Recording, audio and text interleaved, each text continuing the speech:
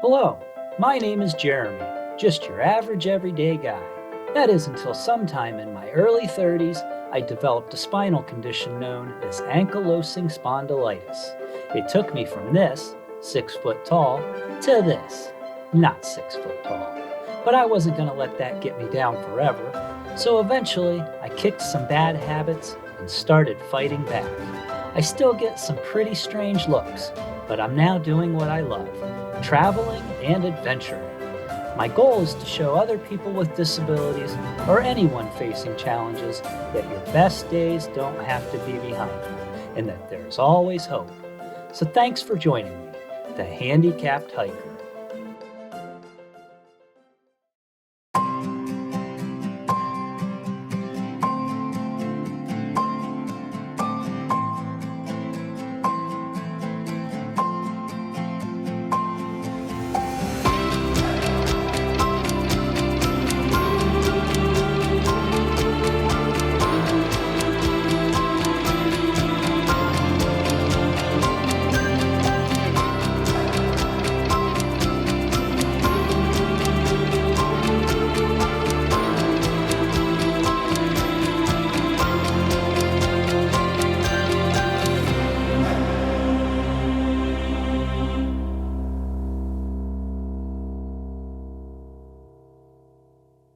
In the last episode, we all met up in Moab before going on a sunset Hummer tour of the Hell's Revenge off-road trail.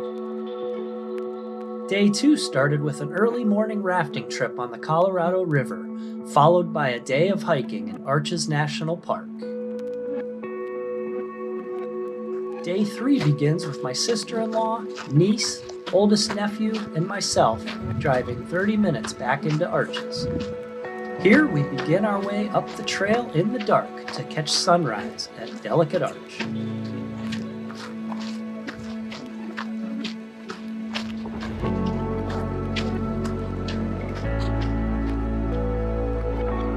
The trail to Delicate Arch is slightly over 1.5 miles up and 1.5 miles back down. According to All Trails, it's 629 feet of elevation gain. Mom, I can't wait for it to be daylight. See how high up you are right now. Shut up. And not so easy to spot all the trail markers in the dark. We may have veered off course a time or two following other hikers' headlamps.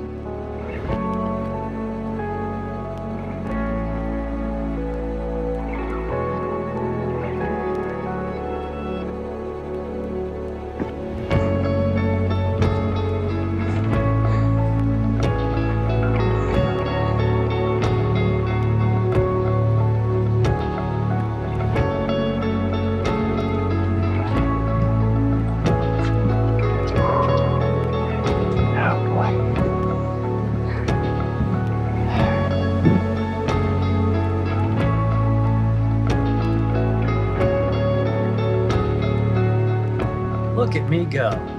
I don't need no stinking trekking poles, just a camera in one hand and a Yeti full of Kickstart in the other.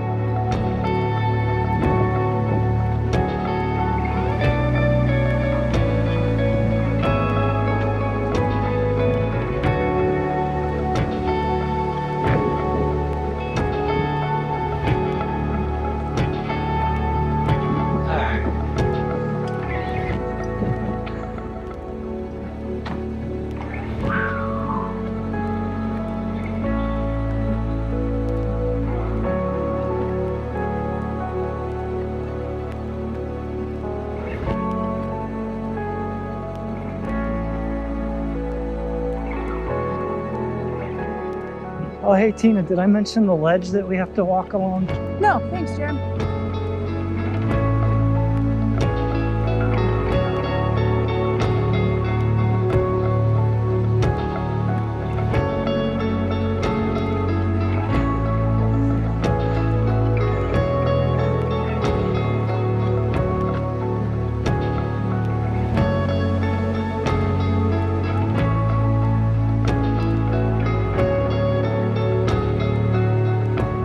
How you doing? No.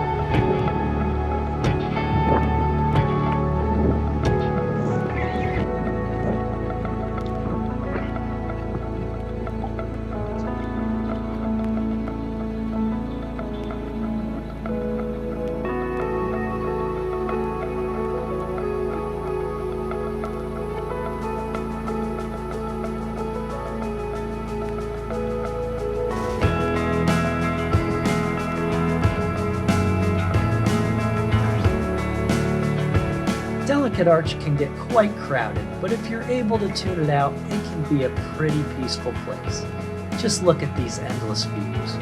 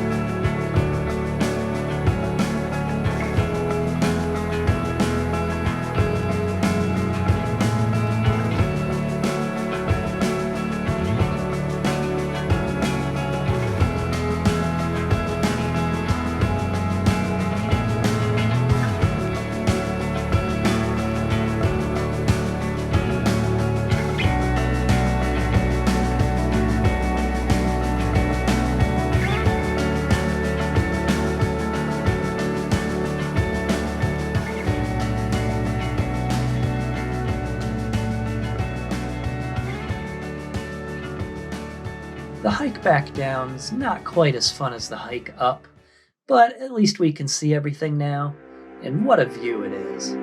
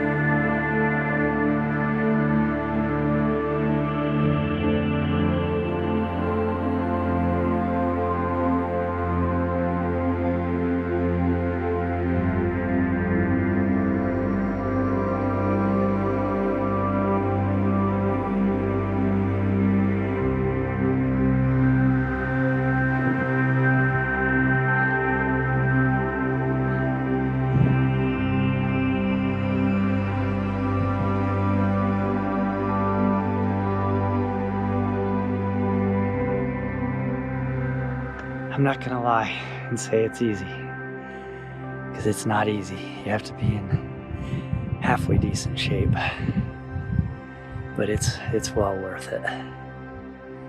It's worth it.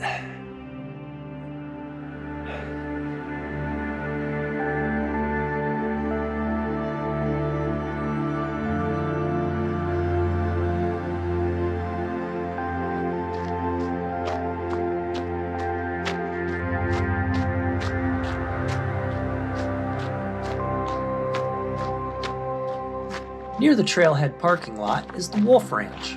It was settled by the Wolfe family back in the late 1800s, and they lasted about 12 years here before returning to Ohio, my home state.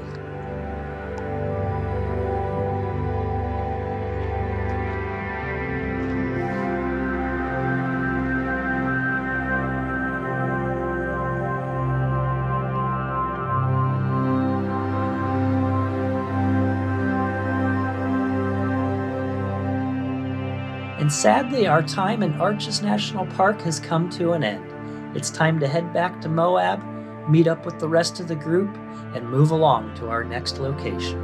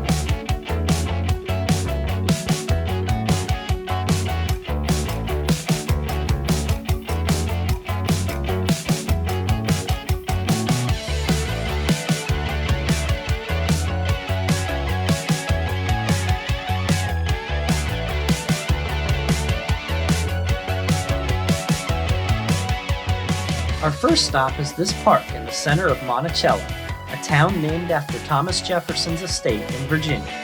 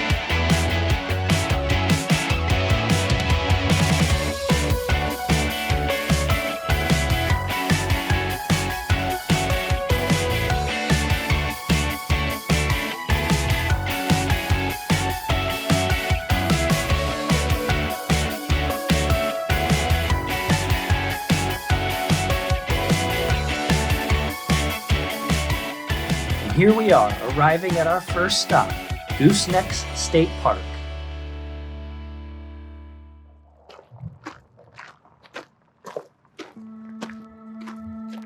Wow.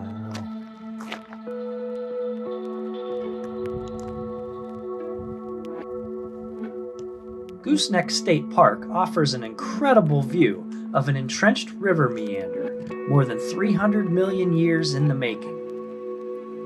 Here, the San Juan River winds its way through the canyon about 1,000 feet below.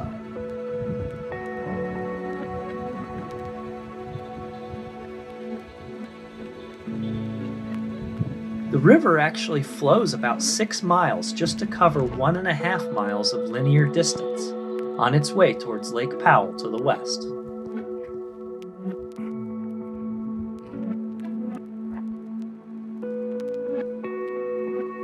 And now we move along to our Day 3 destination, Monument Valley.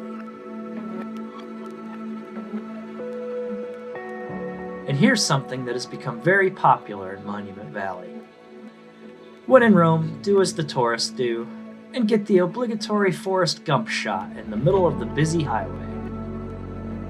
Although the speed limit has been reduced here for safety, I saw few people obeying that. So just be careful and don't expect traffic to wait on you.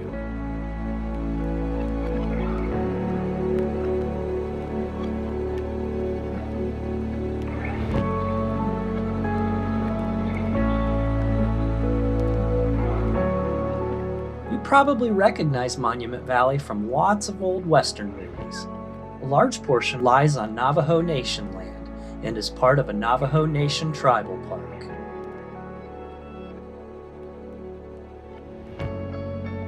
It's important to know that there is an admission fee to the Navajo Nation Tribal Park. That admission is per person, not per vehicle. And yes, you still have to pay the admission even if you have reservations at the hotel.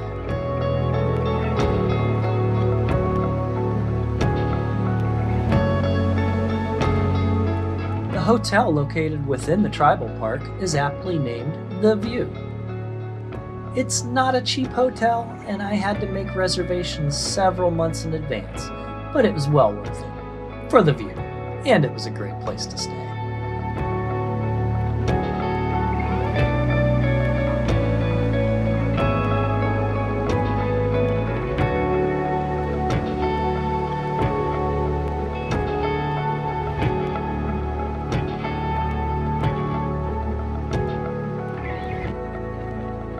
Here's something really cool about the View Hotel. I had heard they were doing this in the summertime, but wasn't sure if they would still be doing it in the fall when we were here. There's a large blank wall on the back of the hotel where they project these old Western movies that were filmed here.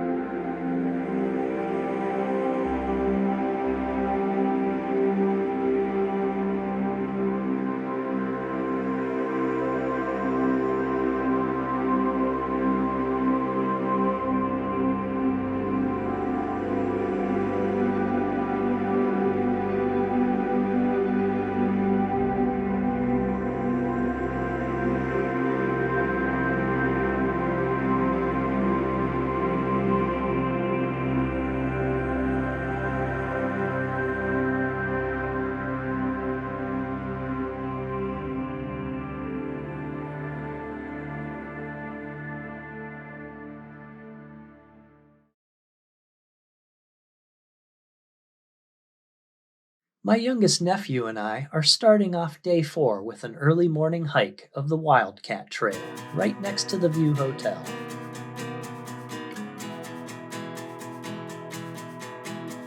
The Wildcat Trail is a 3.9-mile loop with about 390 feet of elevation.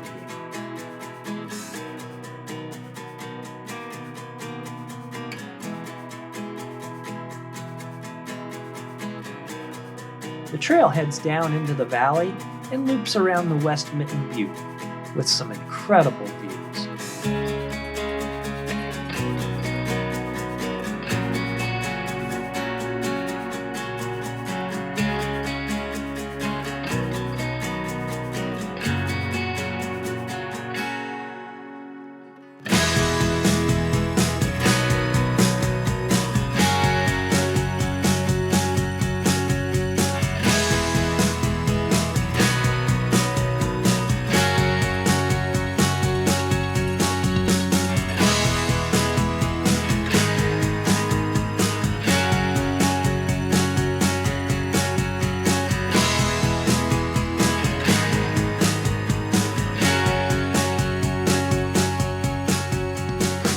I'm not sure if the kids really wanted to do all of this hiking, or if they were just told to go along and make sure their crazy uncle didn't get injured, or try to fight a mountain lion.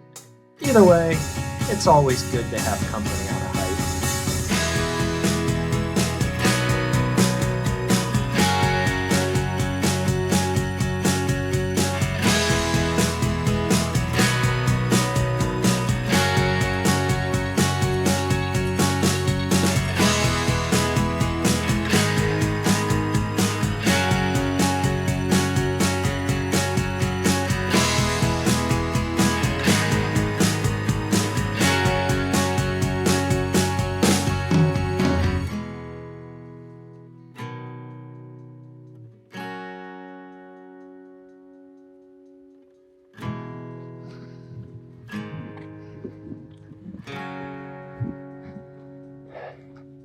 All right, 3.9 miles down, and trail number 4 is in the books.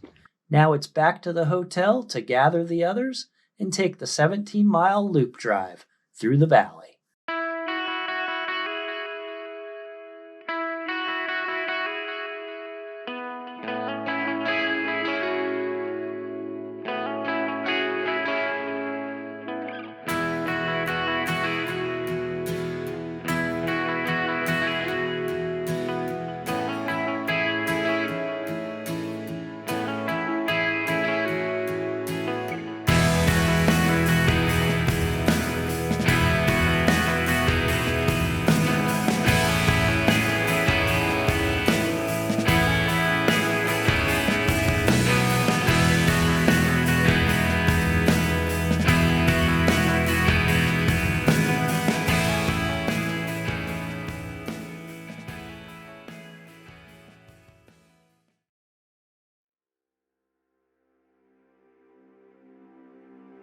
You can pee on the side of the road. He doesn't have to. Oh, okay.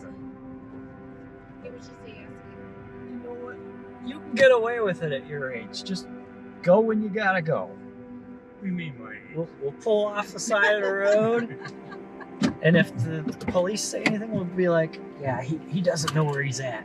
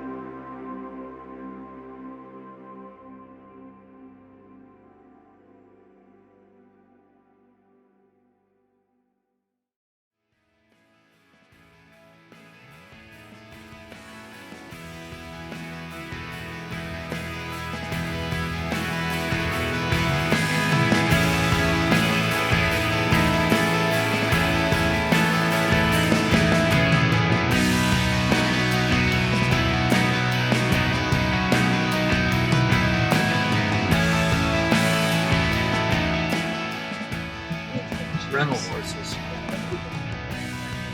Enterprise rental horse.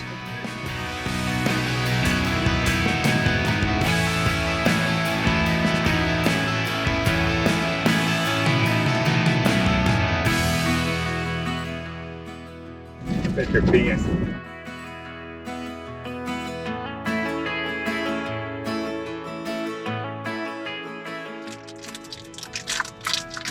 Throw it out the window.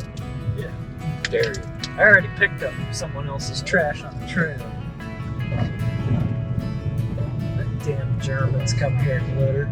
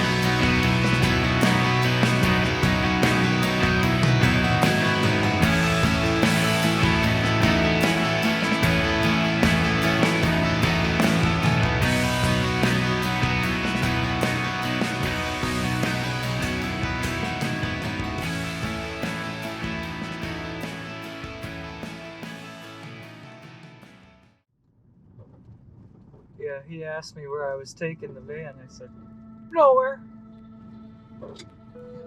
Football game with a real high-pitched voice. Nowhere, nowhere. Okay, stopping at the hotel for restrooms. After completing the loop drive, we headed out to the main road and drove south to our lunch stop in the town of Kayenta.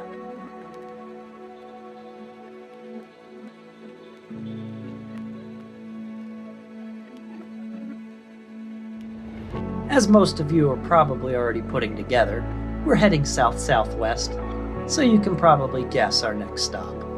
Grand Canyon National Park.